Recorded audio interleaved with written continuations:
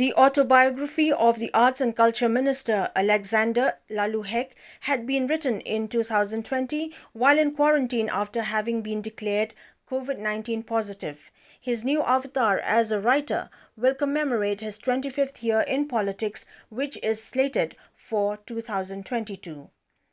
The fortnight sojourn in 2020 of the COVID-19 positive Minister of Arts and Culture, A.L. Hek, had enabled him to discover the positivity of penning down his life story with emphasis on his birth, childhood, youth and political career that started at the Pinthor Umkhra constituency.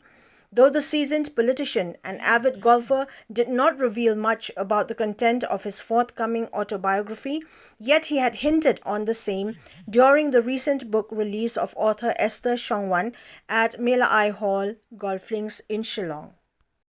I have also written my book. During my first lockdown, when I was infected with COVID, I was tested positive, so I have to stay quarantined at home for 17 days. So I got the time, and also during the lockdown, we did not go anywhere also except the review meeting and the offshore meeting. I've completed 200 pages.